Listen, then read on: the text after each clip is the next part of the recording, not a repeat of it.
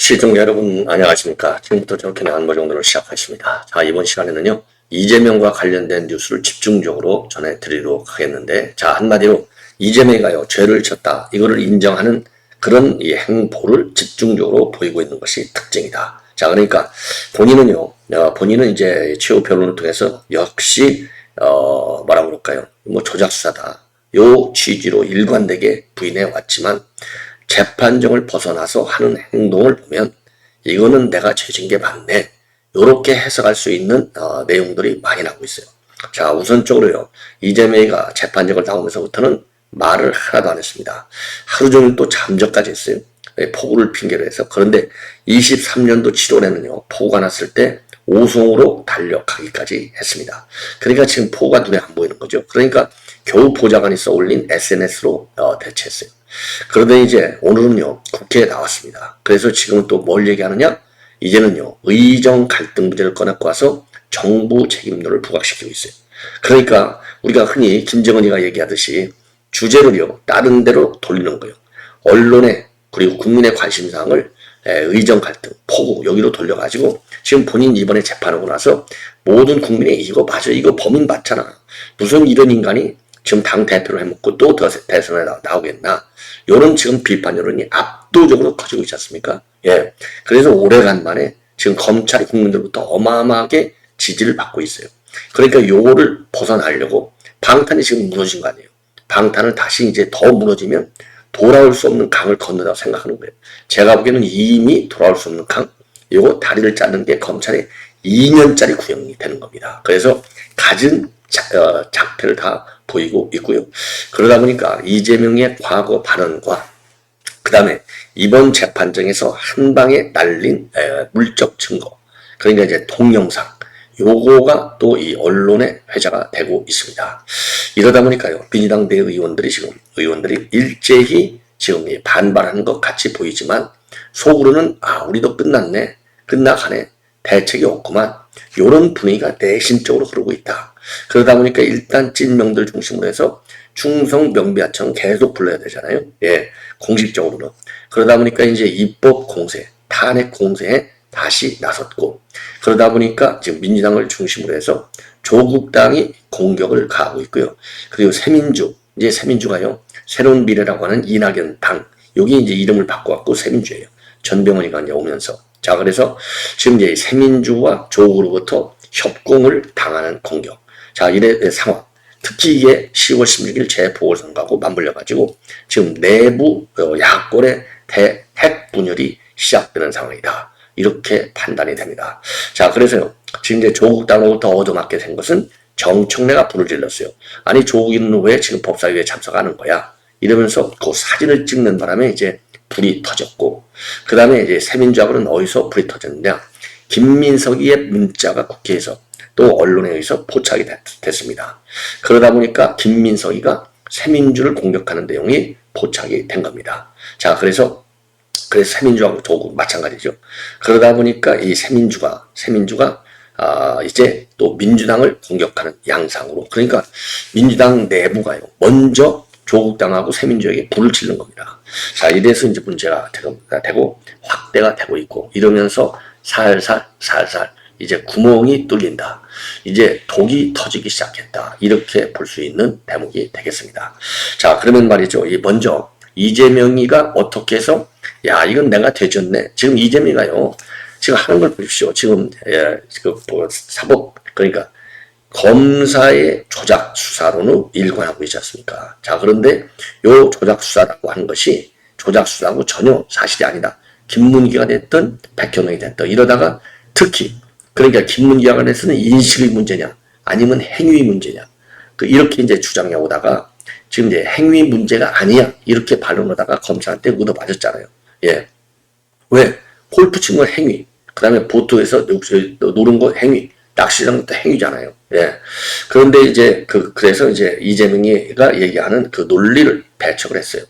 그 다음에 이제 백현도 문제 갖고서는 이재명이가 이렇게 계속해서 내가 안 하고 국토부 압박이야, 요 얘기만 계속 하다 보니까 이게 안 먹히잖아요. 안 먹히는 이유가 경기도 공문서가 있고, 그 다음에 성남시청의 공직자들, 특히 도시계획과장하고 도시계획 팀장의 결정적 발언, 요것 때문에 움직일 수가 없는 겁니다. 예. 자, 그러다 보니까 이제 이 백현동 사건과 관련해서는 작전을 바꿔가지고 전면 부인하는 작전에서 내가 한 발언은 대선 후보로서의 발언이 아니고 경기도지사로서의 국감장에서의 발언에 불과해. 그러니까 이제 대선 후보는 대선에 영향을 주기 위해서 거짓말하는 거잖아요. 그런데 경기도지사 입장에서 사실관계를 얘기했기 때문에 선거법, 대선 선거법 적용이 안 된다. 이렇게 했는데 이것도 안 통하는 겁니다. 예, 검찰에서, 예, 법원에서. 이게 이제 안 통하는 걸 지도 아는 것이죠. 그렇게 해서 작전을 이제 바꾸는 그런 상황이 되는 겁니다. 자, 그러다가 마지막 이제, 그러니까 증인신문.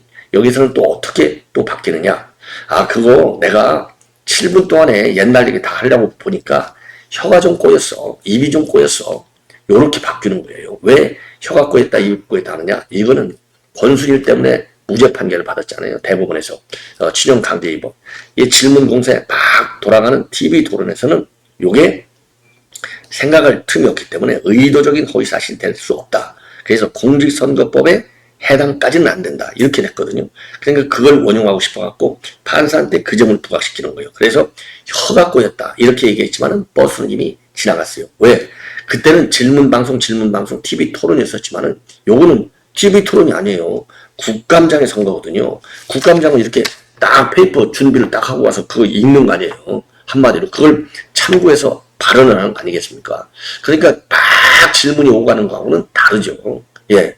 자, 그렇기 때문에 이거는 더 이상 도망갈 수, 이것만 보더라도, 거짓말이 계속 바뀌었잖아요. 3번씩이나 작전이. 이것만 보더라도 백현동은 자기도 빠져나갈 수 없다는 것을 본인도 알고 작전을 계속 바꿨는데 못 빠져나간 거가 되는 겁니다. 그런데 지금 이번 법원에서의 이 판결을 보면은, 그러니까 검찰의 그 이제 구형할 때 그 보면은 결정적인 게 바로 뭐냐? 바로 골프를 치고 나서 이 김문기 처장이 자기 부인한테 전화한 내용, 그리고 그 푸른 그 동영상, 요런 것이 아주 결정적이었다는 겁니다. 그래서 제가 그 내용을 여러분께 한번 보도해 드리도록. 이거는요, TV조선에서 보도한 내용이 뉴스가 되겠습니다. 김문기 전 처장이 가족과 한 영상통화를 지금 재판장에서 틀었다고 하죠. 이겁니다. 다시 한번 보고 계속 이어가 보도록 하죠. 나 얼굴 너무 많이 타버렸어. 오늘 시장님하고 본부장님하고 골프까지 쳤다? 오늘 너무 재밌었고 좋은 시간이었어. 이런 물증이랄까요? 재판장에선 물증이겠죠. 이런 영상통화까지 틀었어요. 이재명 대표는 이걸 다 듣고 지그시 눈을 감았다 떴다 합니다. 검찰은 구형하면서 이재명 대표가 본인의 목적을 달성하기 위해서 김문기 전 처장은 모른다고 했다. 죄질이 불량하다. 김문기 전 처장이 사망한 뒤에 장례식장도 조문하지 않았다. 자, 이 정도만 보시면요. 이 정도만 보시더라도 요거 한 방에 날른 거예요. 그러니까 김문기 처장이 자기 부인하고 영상통화를 한 겁니다. 요 영상을 딱 든 거예요. 이게 가장 결정적인, 제가 그랬잖아요. 이게 이제 한두 개가 아닌 게, 이게 그래서 검찰이 요거 한 방에 날려버린 거예요.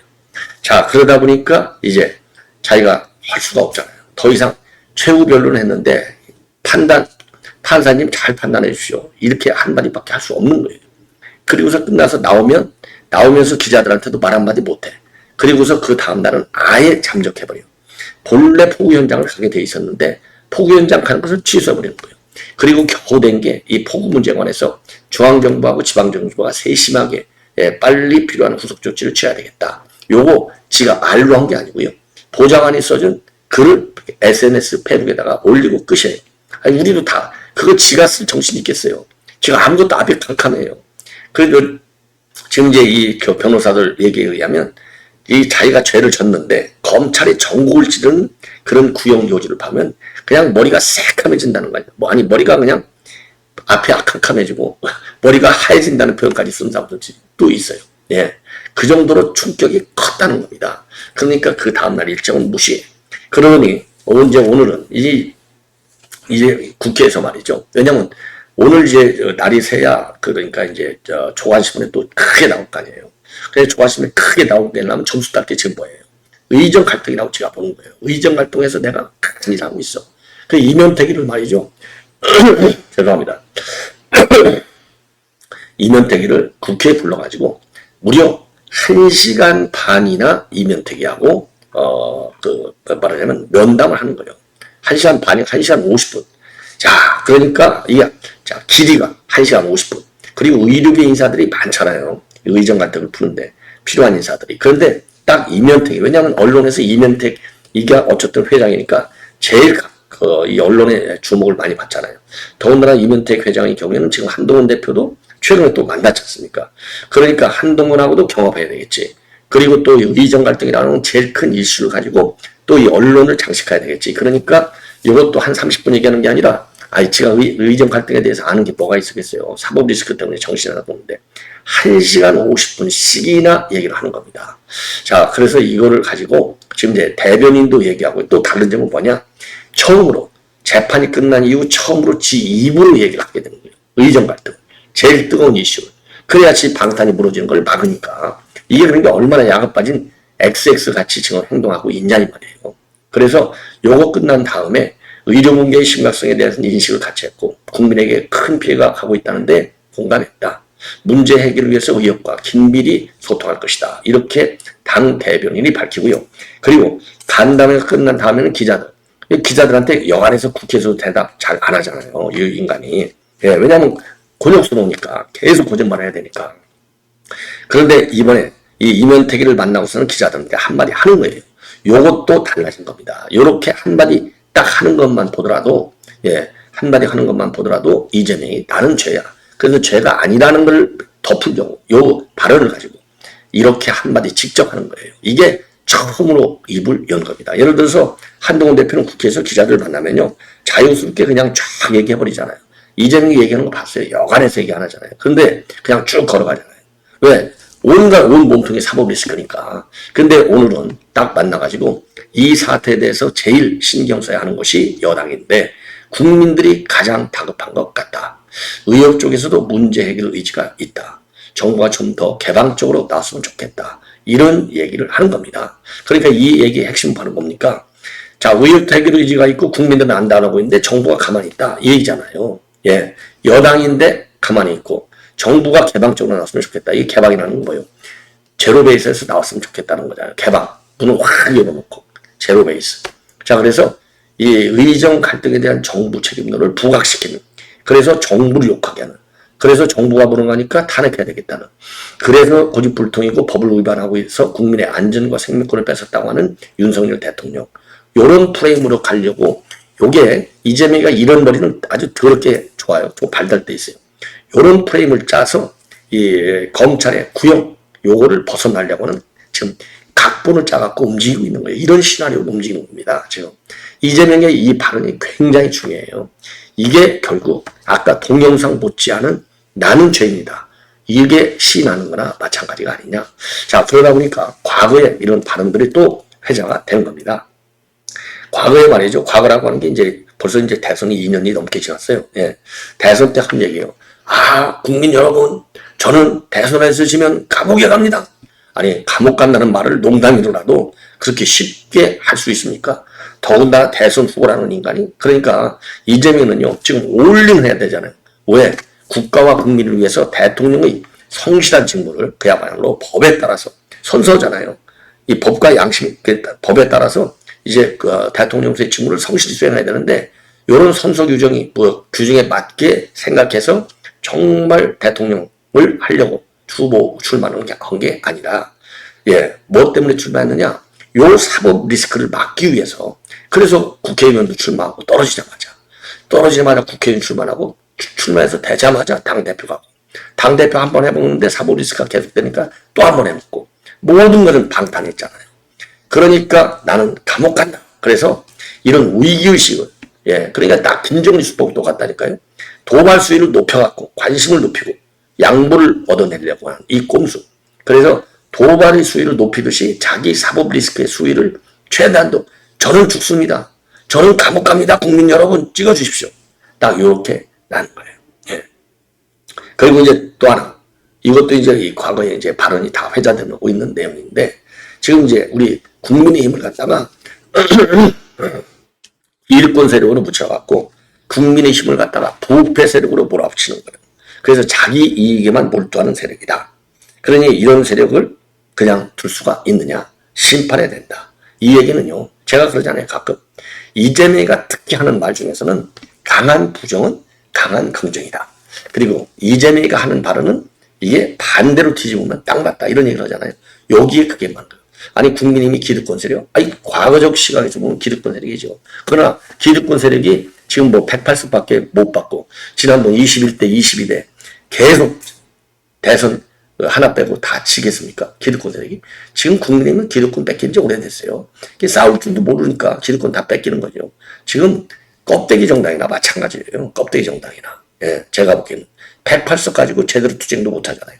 수가 작으면 투쟁력은 더 강화해야 될 거 아니에요. 그래서 새가 죽은 것만큼 투쟁력으로 결사항전의 그런 자세로 민주당을 제압해야 되는데 기득권 세력이 아니에요. 이렇게 거짓말을 하는 거예요. 거짓말을. 왜? 지가 살아나려고. 오로지 사법 방탄 때문에. 자, 이런 것만 보더라도 사실상 지가 죄인이라고 하는 것을 대선 때 지금도 다 인정하고 있는 행보와 발언으로 보인다. 이게 이제 저의 결론이다. 그러다 보니까 지금 이제 이 조국당, 그 다음에 이제 새민주, 여기 지지를 받아야 되는데 이거 지지를 못 받고 있어요. 오히려 쌈질을 하고 있습니다. 쌈질을 하고 있고, 그리고 이제 내부적으로는 쌈질을 하고 있고, 정부, 그러니까 특히 이제 검찰과 법원에 대해서는 입법 공세, 탄핵 공세로 이거를 막아내려고 하는데, 요거 역풍이 더 세진다. 예. 왜냐하면 국민들이요, 진절머리 나요. 법을 만드는 게 국회인데, 그 법이 그야말로 방탄법을 만들려고 있는 게 아니고, 국가와 국민을 갖다가 업그레이드 시켜서 국민복지, 국가의 경쟁력 강화, 여기에 맞게 그런 법을 만들어야 되잖아요. 왜? 현실 법이 따르는 게 항상 좀 늦은 편이니까 좀 더 앞서서 법을 좀 만드는 노력을 해야 되는데, 이재명의 방탄이라고 하는 과거 지향적 법에만 매달리고, 그 다음에 삼권 분립의 정시, 그 다음에 헌법 가치, 그리고 국민의 기대와 희망사항, 여기에 전부 반대되는 법만 만드는 거예요. 그래서 우선적으로 지금 법을 하나 만든 게 법 왜곡죄를 만들어가지고 기소, 수사를, 그러니까 이재명을 목표로 하는 요 검사들 탄핵하겠다는 거 아니에요?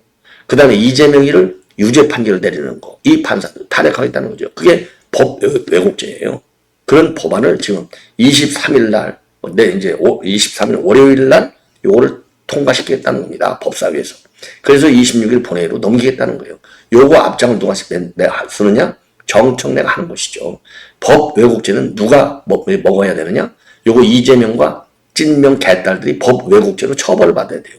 이렇게 법을 왜곡하는 인간을 대한민국에서 본 적이 있습니까? 기네스북에 올라와야 돼요.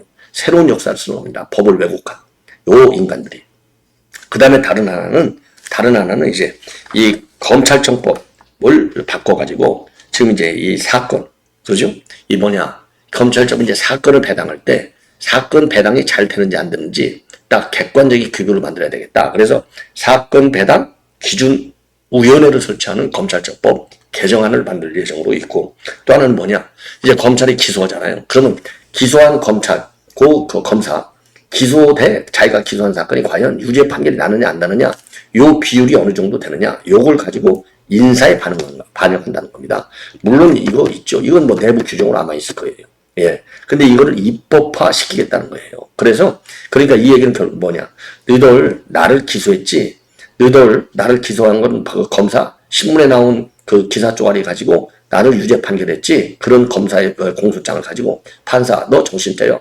그래서 판사, 검사, 이재명 유죄, 구형과 판결을 막기 위해서 이렇게, 그 인사에 기소 또는 유죄 판결 대비 요런, 그 기준, 그걸 갖다가 인사에 반영한다. 이런 이 검찰청법 개정안을 만들겠다는 겁니다.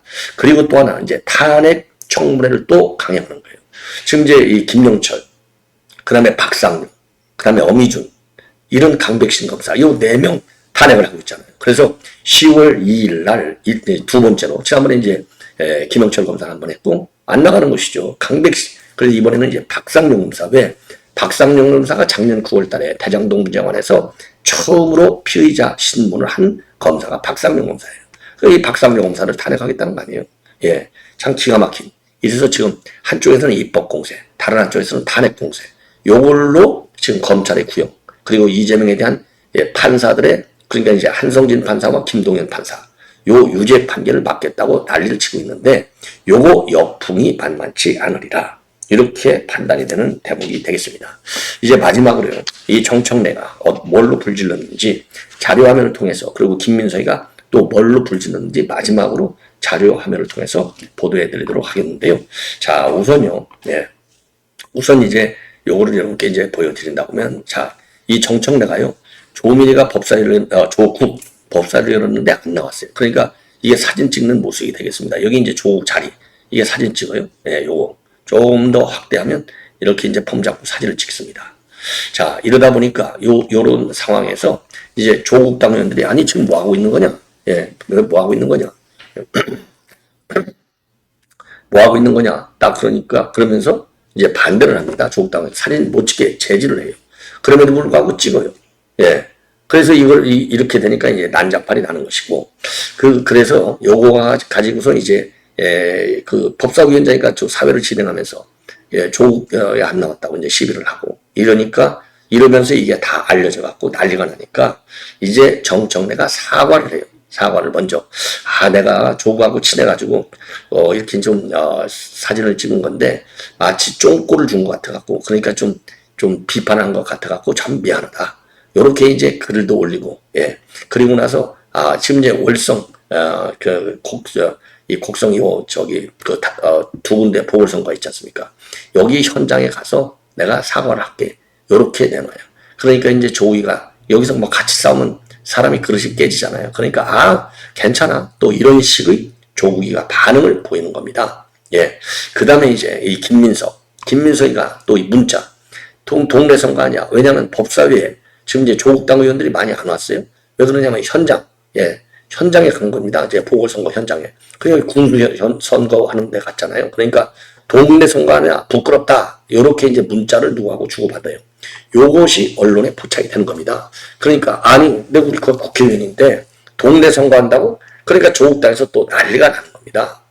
난리가 나는 거예요. 그래서 또 싸움이 벌어지는, 요런 현상이 되는 것이고, 그리고 이제 국민이, 그러니까 이제 새민주, 그러니까 이제 이낙연 당하고 싸움을 붙게 된 것은 바로 뭐냐?